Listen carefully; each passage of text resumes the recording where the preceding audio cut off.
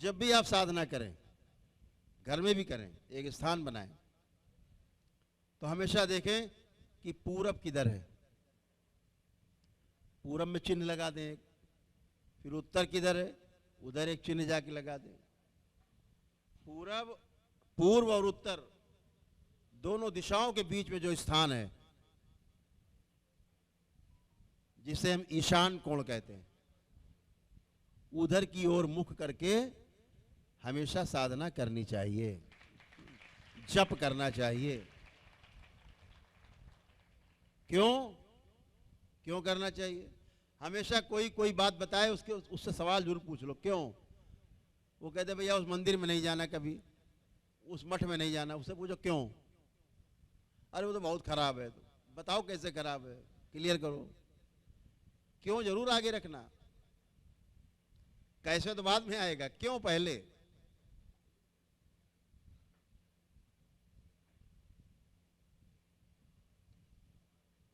तो आप हमेशा जब उधर की ओर बैठते हैं, ईशान कोण की ओर, उस समय आपका शरीर और जीवन का तालमेल 0 डिग्री पे होता है,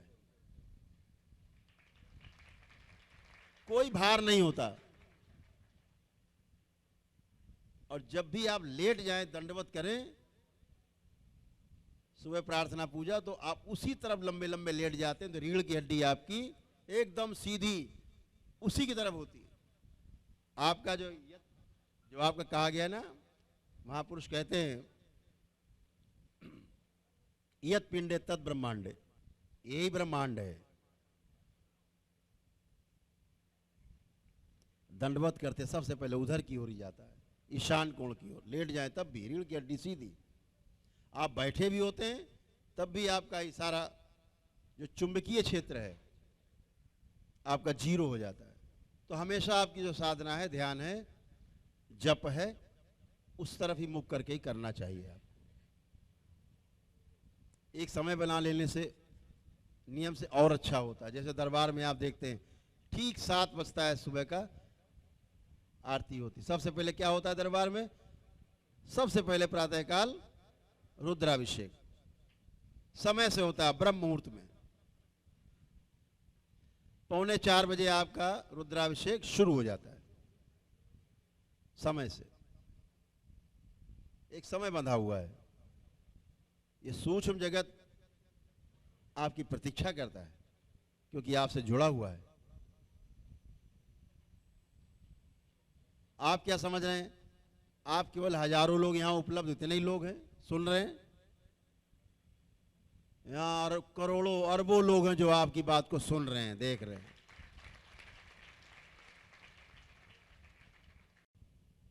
इस धोखे में कभी मत रहना कि हम जो कर रहे हैं कोई देख नहीं रहा है। वो सब देख रहा है।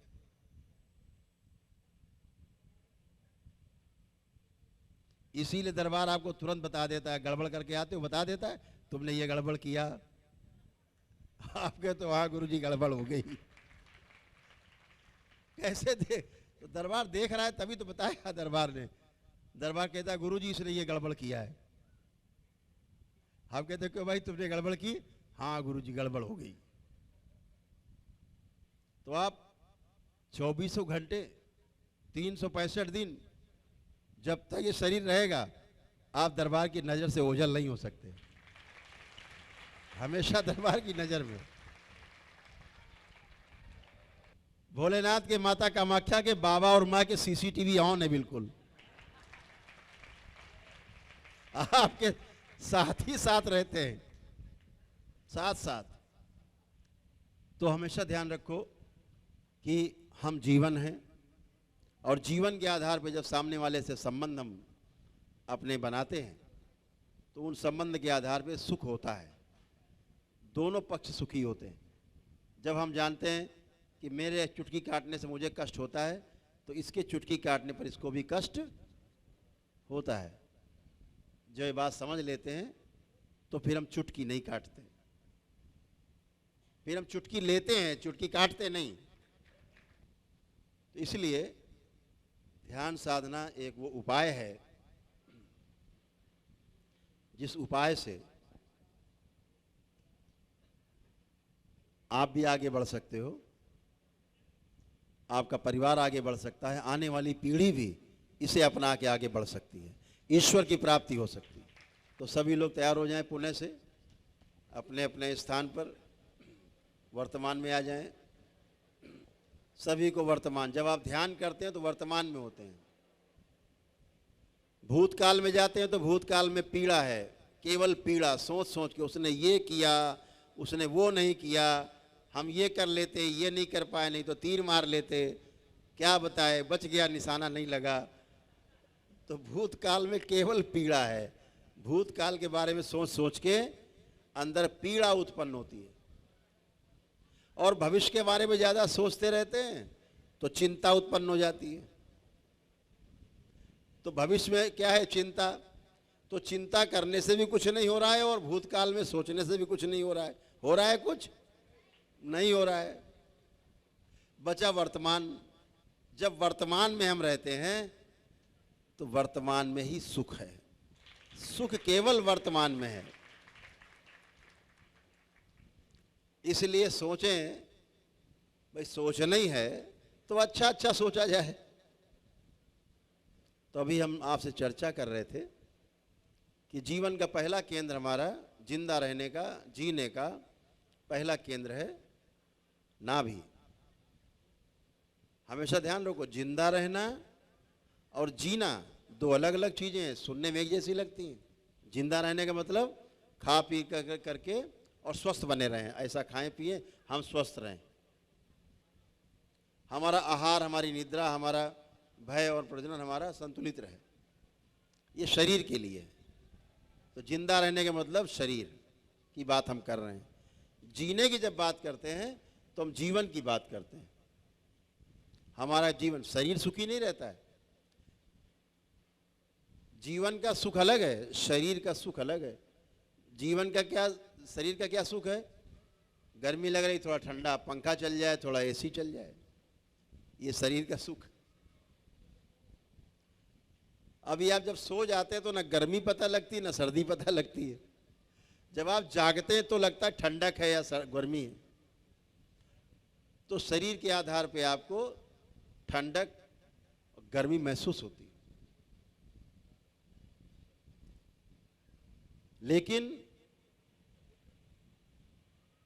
आपको कोई घर में लड़ाई झगड़ा हो गया परिवार से या मित्र से, आप कितना भी एसी में बैठो, कितना 56 भोग सामने रखा हो, आपको अच्छा नहीं लगेगा। आप कहें भैया खा लो, अरे नहीं इच्छा नहीं है। कहाँ चला गया आपका ये सुख? एसी भी मौजूद, ठंडा ठंडा दे रहा, ठंडी मशीन चल रही है। लोग गुणगान कर रहे हैं, मंगल स्तुति कर रहे हैं आपके सामने, आप बहुत बड़े राजा महाराजा धीराज हो प्रभु, आप भोजन कर लो। वो कहे हटाओ यार, भोजन नहीं करना। लेकिन जीवन अगर प्रसन्न है तो भंडारे में आपको चने मिल जाए, केवल सूखे चने, आप खा के उसी में मस्त रहोगे। कोई ऐसी ठंडी मशीन नहीं चाहिए। तो जीवन का सुख अलग है और शरीर का सुख अलग है। शरीर का सुख रुक रुक के मिलता है, कभी सुख कभी दुख, कभी गर्मी कभी सर्दी, हाँ, कभी चोट लग गई, सुख दुख आ गया। लेकिन जीवन इस सुख से संतुष्ट नहीं होता। आपके एयर कंडीशन से, आपकी बिल्डिंग से, आपकी कोठी से, आपके बहुत बड़े अनुयायी हों, बहुत बड़ी बड़ी भीड़ आपके साथ हो, नेताजी आप हों, चाहे अधिकारी हो, कोई भी किसी पद पर बैठे हो, जीवन उससे संतुष्ट नहीं होता। क्योंकि पद अभी है, कल चला गया, फिर दुखी हो गए। अभी सुख, अभी धन है, कल खत्म हो गया, फिर दुखी। जीवन इससे कभी सुखी नहीं होता। जीवन को क्या चाहिए? कंटिन्यू हैप्पीनेस, लगातार सुख, जहां कोई दुख हो ही ना। ये जो आपके अंदर आता है ना भाव कि कभी दुख ना आए, ये किसका भाव है पता है? जीवन का। हम कभी नहीं मरेंगे, देखते हैं वो मर गए, अरे यार बहुत अच्छे आदमी थे बेचारे, बताओ मर गए। अपने मरने का तो ख्याल ही नहीं आता। ऐसा लगता है सबको मरते हुए देखेंगे। बहुत अच्छे आदमी थे, बेचारे मर गए। अगर कह दो तुम भी तो मरोगे तो नाराज हो जाएंगे वो तुरंत, ऐसा कैसे मर जाएंगे। तो जीवन इसीलिए अमर होने की सोचता, क्यों? जीवन अमर है, अंदर है, इसलिए उसकी सोच है अमरता। उसकी सोच अमरता की सोच है, क्योंकि वो अमर है, वो सही सोचता है, नहीं मरता। सोचने वाला तो मरता ही नहीं है, वो तो अमर है ना। कहते हैं आत्मा अमर है, जीवन अमर है। तो आत्मा तो अमर है, लेकिन ध्यान साधना के द्वारा धीरे धीरे जो आत्मा के साथ चार चीजें जुड़ी हैं, बुद्धि, चित्त, वृत्ति और मन, ये चारों चीजें साधना काल में धीरे धीरे धीरे धीरे धीरे धीरे गुरु कृपा से आत्मा के साथ जो चार चीजें जुड़ी हैं, ये चारों जब विलग हो जाती हैं, फिर आत्मा बचती है। फिर इस आत्मा का परमात्मा में विलय होता है, यही पूर्णता है। तो हमारे जो जीवन का केंद्र है उस पर बात कर रहे थे, नाभि। तो इसको हम लोग 1 नंबर देते हैं। हमेशा ध्यान रखो, जब भी हम जीवन की बात करें तो आपके अंदर एक भाव आ जाए, 1 नंबर, यानी सर्वश्रेष्ठ, फर्स्ट क्लास, 1 नंबर है। जब हम 2 नंबर कहें तो इसका मतलब हृदय, हृदय 2nd डिवीजन पास है। 3rd डिवीजन में हमारा मस्तिष्क, 3 नंबर। तो 1 नंबर क्या है? नाभि, हमारी इच्छा शक्ति का केंद्र। नाभि हमारा 1 नंबर, हृदय हमारा, मस्तिष्क हमारा 3 नंबर। इसको ध्यान रखना सदैव। तो हम जब भी बात करें तो उसी आधार पे आपको निर्णय लेना है कि क्या करना है। एक ध्वनि है जो शब्दों से नहीं बनी है। ये जो ध्वनि है वो शब्द नहीं है, शब्द के रूप में हम पहचानते हैं, हम बोलते हैं तो शब्द हो जाता है वो ध्वनि। कौन सी? ओम, ओम, ऐसे। तो ये ध्वनि है, पूरे ब्रह्मांड में ये ध्वनि गूंज रही है। तो इस ध्वनि में 3 अक्षर के रूप में आपको चीजें दिखाई देंगी, आ, उ और मां। आ, उ, मां मिलकर के बना ओम, ऐसे ध्वनि है। इस बात को हमेशा ध्यान रखो। तो आ हमारा कहाँ है? नंबर 1, उ, मां। तो आ, उ और मां, यही जीवन के 3 केंद्र हैं। यही ध्वनि आपको इसीलिए कहा गया है ओम, ये महामंत्र है। यही महामंत्र जीवन के तीनों केंद्रों को झंकृत रखता है, संगीतबद्ध रखता है, लयबद्ध रखता है, हार्मनी कायम रखता है। तो ये तीनों केंद्र ओम, तीनों केंद्र मिलकर क्या बन गया? ओम बन गया। तो अब केवल ओम ओम कहने से काम नहीं चलेगा, केवल राम राम कहने से काम नहीं चलने वाला। राम ने जो आचरण किए, आचरण, उन आचरण में जीने पे काम बनेगा, तब आप राम बनोगे, तब आप काम के बनोगे। केवल रामायण पढ़ने से कुछ होने वाला नहीं, रामायण अंदर उतरनी चाहिए, आचरण में आनी चाहिए, तब बनेगा। गीता पढ़ने से नहीं मिलने वाला कुछ, सिवाय ज्ञान झेलने के, दूसरों को उबा देने के अलावा। इतना ज्ञान आप दे दोगे, सामने वाला उब जाएगा कि आत्महत्या कर लेते तो ज्यादा ठीक। गीता का एक श्लोक भी, रामायण की एक चौपाई भी अगर जीवन में उतर जाए तो समझो जीवन धन्य हो गया है। जीने में आ जाए आपके, केवल जीने में आ जाए। बोलते ना, परहित सरस धर्म नहीं भाई।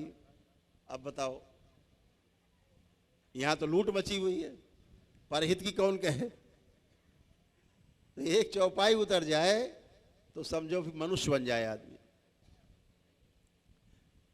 तो 1 नंबर, 2 नंबर और 3 नंबर ध्यान रखना है। तो अभी हम लोग जो ध्यान करेंगे, आके पहले सुनेंगे आप लोग, करेंगे बाद में, ठीक? दोनों ऐसे हथेलियों को फंसा के और इसको नाभि के पास रख लेना है जब 1 नंबर चले। जब 2 नंबर चलेगा तो यही उठ करके हृदय के पास आ जाएंगे ऐसे। जब 3 नंबर चलेगा तो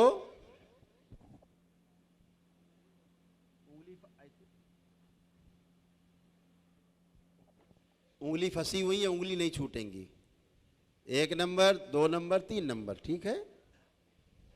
तो पहले अनुभव हो जाए कि 1 नंबर, 2 नंबर, 3 का अनुभव हो जाए, अभ्यास हो जाए। तो जो हम बोले ये दोनों उंगलियां जुड़ी हुई हैं ऐसे, तो वहीं रखते जाना है।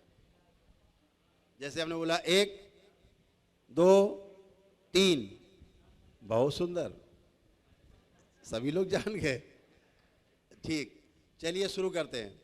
हाँ, 1, 2, 3, 1, 2, 3, 1, 3, 2, 3, 2, 3, 3, 1। अरे तो सब समझदार हो गए।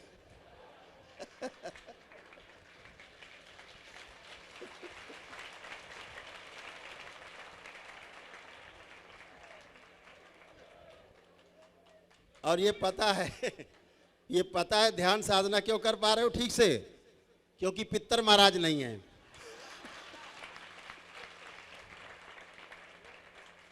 नहीं तो वो आपको ध्यान साधना नहीं करने देते हैं, कहते पहले हमारा काम पहले वो करो, चल के चलो।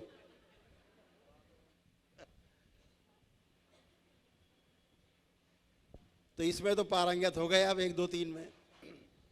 अब मुद्रा में आ जाएं सभी लोग। जैसे अभी मुद्रा में थे, रीढ़ की हड्डी सीधी, नेत्र बंद, हल्का सा चेहरा ऊपर उठा हुआ, दोनों हथेलियों की उंगलियां आपस से फंसी हुई और नाभि के ऊपर वैसे चिपका के रख देना हथेलियां, जैसे सिखाया था 1 नंबर। नेत्र बंद,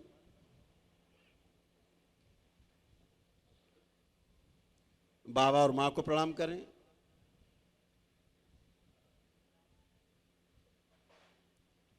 भगवान भोलेनाथ और माता कामाख्या को प्रणाम करें। प्रार्थना करें मन ही मन में कि बाबा हम ध्यान साधना करने जा रहे हैं, हमारी सहायता और हमारी रक्षा करने की कृपा करें।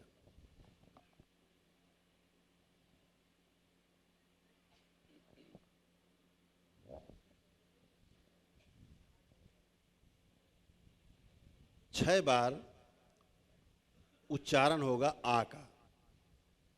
उसके बाद जब हम कहेंगे नंबर 2, तो आपकी हथेलियां दोनों जुड़ी हुई उठ के आ जाएंगी हृदय क्षेत्र पे, जुड़ी हुई। फिर यहाँ पर ऊ का उच्चारण होगा 6 बार। कैसे होगा अभी बताएंगे। फिर जब 3 नंबर बोलेंगे तो आपकी हथेलियां वहीं 3 नंबर पे सिर के ऊपर चली जाएंगी। तो फिर उच्चारण होगा माँ का। कैसे होगा वो हम बताएंगे। पहले आप लोग सुनेंगे, अभी करेंगे नहीं, केवल सुनना है अभी आपको। जब हम कहेंगे शुरू करें तो करना है, सुनना है। जब हम आ बोलेंगे 1 नंबर पे तो आपको ऐसे ही बोलना है। पूरी पहले तो श्वास खींच के भरना है नाभि तक। हमेशा ध्यान रखो, जब भी श्वास खींचनी है तो नाभि तक खींचनी, भरना है, पेट भरना है, छाती नहीं फुलानी है। कसरत नहीं कर रहे हैं आप ध्यान कर रहे हैं, आप साधना कर रहे हैं। अपने केंद्र में आपको जाना है। केंद्र कहाँ है? 1 नंबर नाभि। तो आप पूरी श्वास कहाँ तक भर के ले जाएंगे? हमेशा नाभि तक। अपने आप 1 और 2 नंबर भर जाएगा। जब आपका 1 नंबर भरा तो 2 और 3 नंबर अपने आप भर जाएगा ऊर्जा से। ध्यान रखिए। तो 1 नंबर, दोनों हाथों की अंगुलियां आपस से फंसी हुई, नाभि पे रखी हुई, और नेत्र अपने अंतर नेत्र जो आपका है, शिव नेत्र है, सारा ध्यान आपका अपने कहाँ रहेगा? जहाँ पर आपका इस वाली प्रक्रिया में आपका पूरा ध्यान वहीं रहेगा जहाँ पर आपकी हथेलियाँ हैं। इस बात को ध्यान रखना। इसमें शिव नेत्र तब जाएंगे तीसरे वाले में। पहले वाले पे ध्यान हमारा रहेगा हमारी नाभि पर, पूरा ध्यान। पूरा ध्यान 2 नंबर जब बोलेंगे ऊ का उच्चारण करेंगे तो पूरा ध्यान हमारा हृदय पे रहेगा। जब 3 नंबर बोलेंगे सिर पे अपने रखेंगे हथेलियाँ, तो अपना ध्यान हमारे आज्ञा चक्र पे रहेगा। इस बात को ध्यान रखना है। तो जब आ का उच्चारण करेंगे तो हम बोलेंगे आपसे कि पूरी श्वास खींचो, पूरी भरना है नाभि तक और ऐसे ध्वनि निकालनी है। आ, ऐसे पूरी लंबी ध्वनि अंत तक निकालनी, पूरी निकाल देनी, पूरी उलीच देनी है एकदम अंतिम क्षण तक। जब 2 नंबर में जाएंगे तो बोलेंगे पूरा जैसे मुंह गोल करके सीटी बजाते हैं बच्चे कभी कभी, ऊ, इस तरह से जाएंगे, लंबी ध्वनि जाएगी। और जब माँ का आएगा तो अम,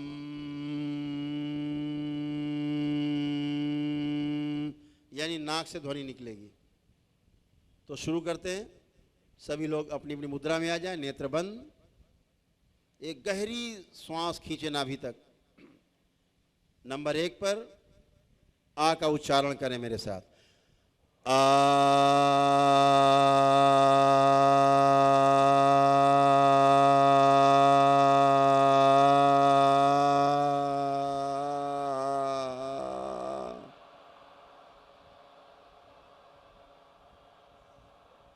पुनः से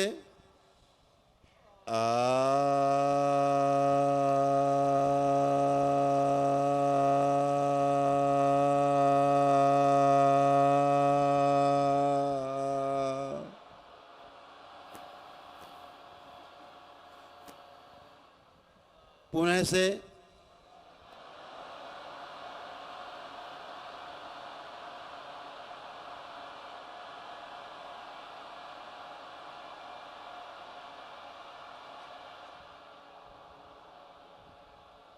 पुनः से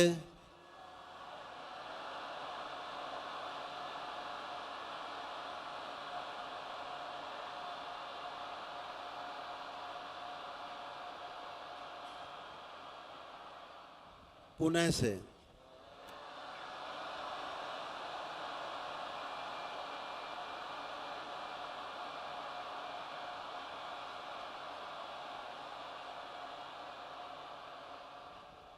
छठी बार अंतिम बार पुनः से।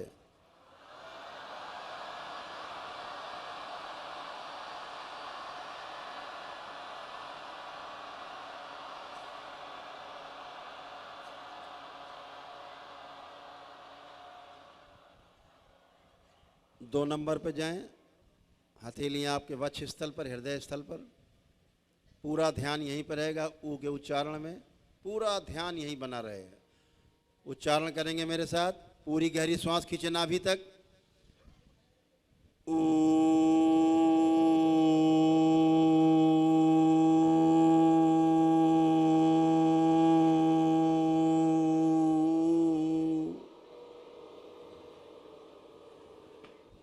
पुनः से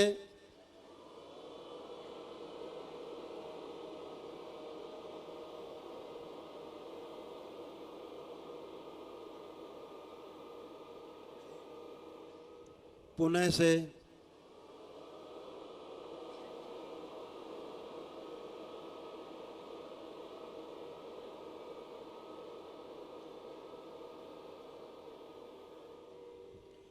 पुनः से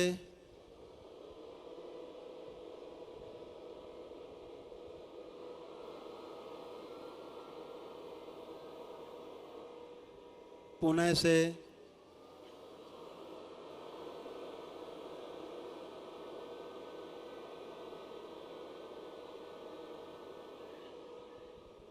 छठी बार अंतिम बार पुनः से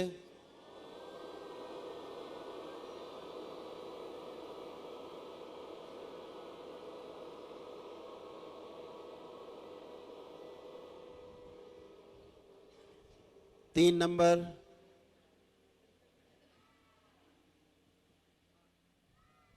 पूरी श्वास खींच के नाभि तक भरें,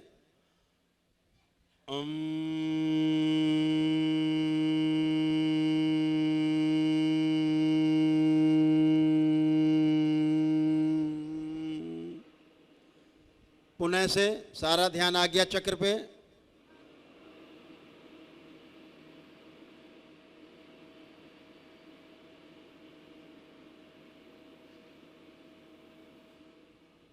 पुनः से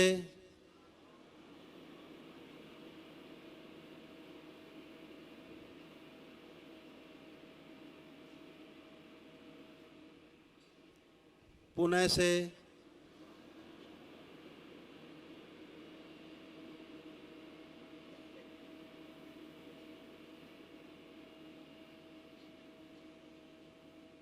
पुणे से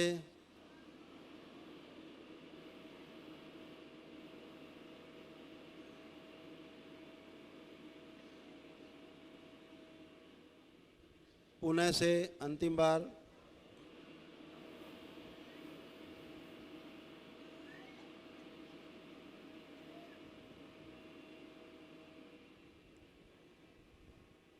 इसी 3 नंबर पे ठहरे रहेंगे और पुणे से 3 बार करना है।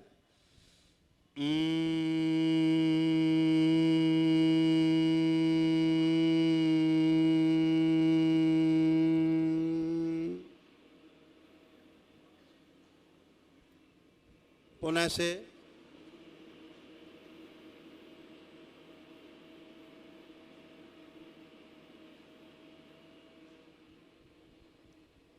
पुणे से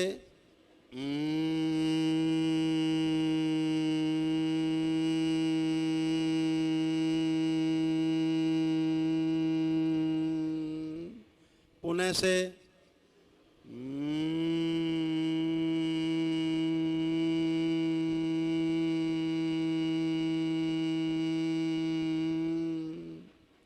पुणे से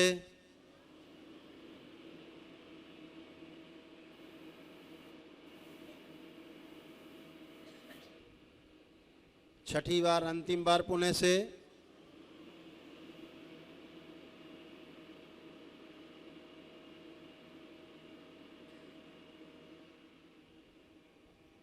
दो नंबर हृदय क्षेत्र में 2 नंबर पे आपकी जुड़ी हुई हाथों की उंगलियां हथेलियां, सारा ध्यान हृदय क्षेत्र पे। ऊ का उच्चारण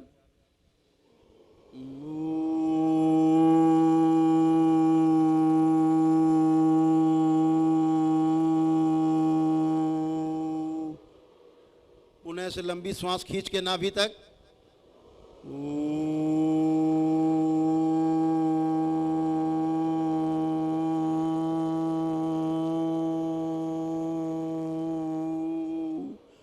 पुणे से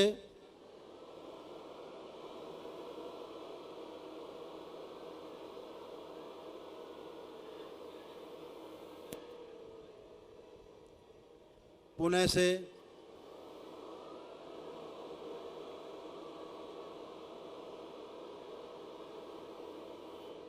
सारा ध्यान हृदय में।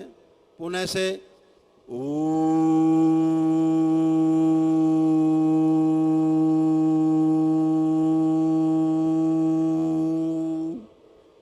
अंतिम बार पुणे से अपने अनाहत चक्र पर ध्यान रखते हुए हृदय पर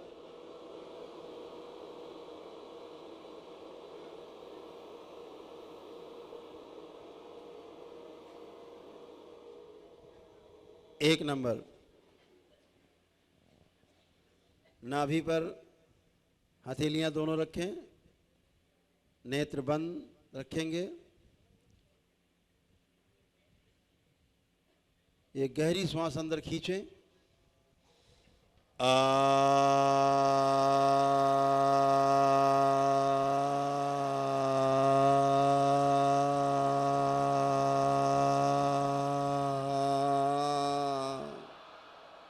पुणे से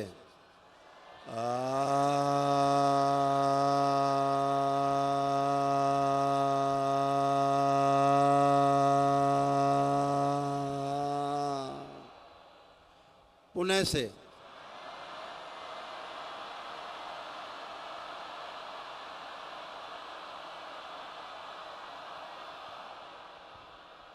पुणे से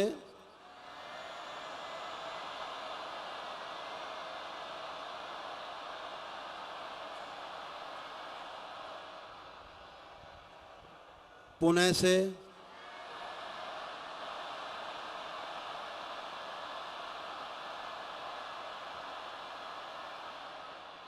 पुणे से और जोर से पूरा बाहर निकाल दें, उलीच दे सब बाहर। पुणे से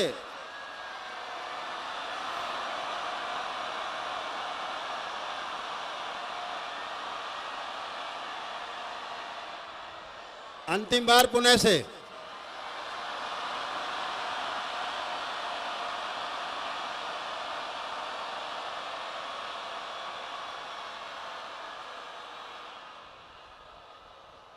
स्टॉप, स्टॉप। अपना ध्यान अपने आज्ञा चक्र पे ले जाएं। अपने आज्ञा चक्र पे, अपने मस्तक के बीचों बीच, दोनों भवों के बीच में शिव नेत्र पर ले जाएं। पूरा ध्यान रखें।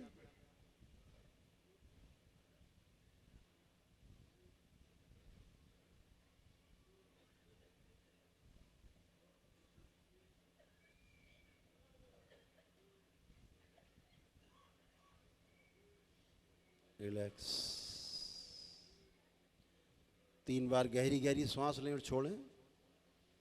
खूब खींचें और छोड़ें। 3 बार खूब गहरी सांस लें और छोड़ें।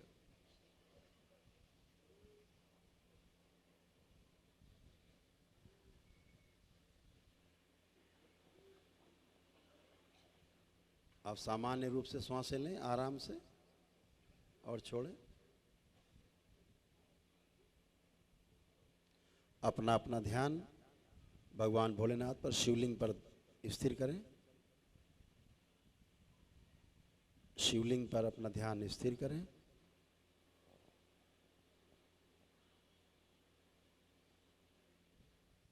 कल्पना में ही भगवान भोलेनाथ को जल अर्पित करें, जलाभिषेक करें।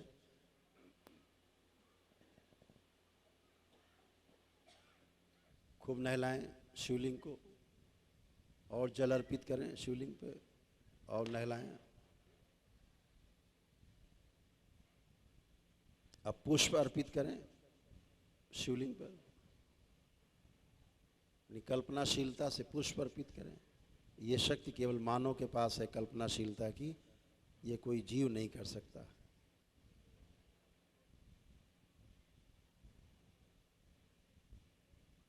अगियारी से, धूप बत्ती से उनको धूपित करें, अगियारी करें मन ही मन में।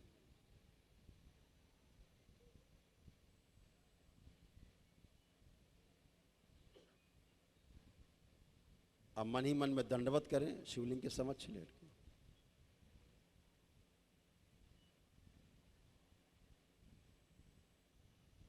ऐसे ही दंडवत माता कामाख्या के समक्ष करें।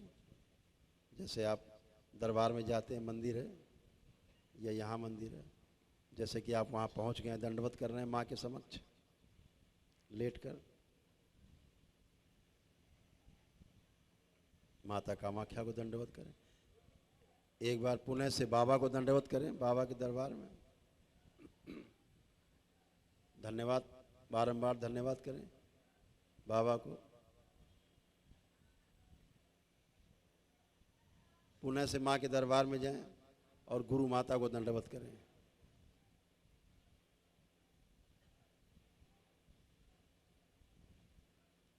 ओम। स्थिर किया जाए, संतुलित किया जाए इन सबको। शिव।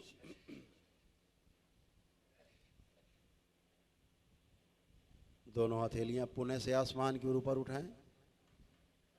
एक लंबी गहरी श्वास अंदर और ओम की ध्वनि का लंबा उच्चारण करेंगे।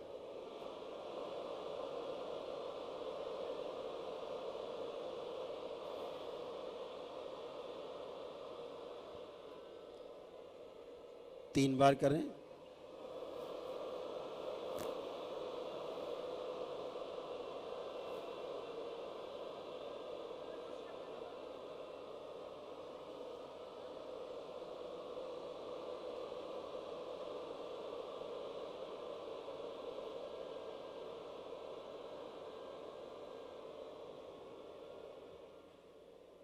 तीन बार ओम नमः शिवाय का उच्चारण करें।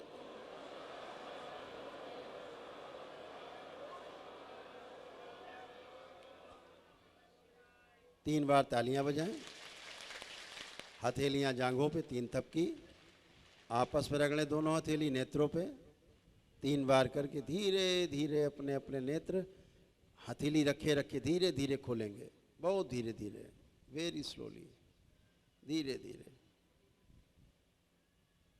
सभी लोग प्रेम से बोलिए सद्गुरुदेव भगवान की। अपने अपने कमर पे 3 बार हाथ फेर लेंगे सभी लोग।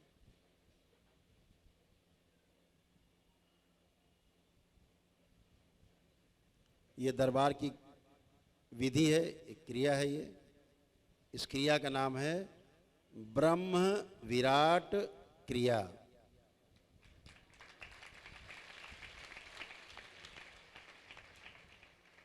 इस क्रिया का नाम है,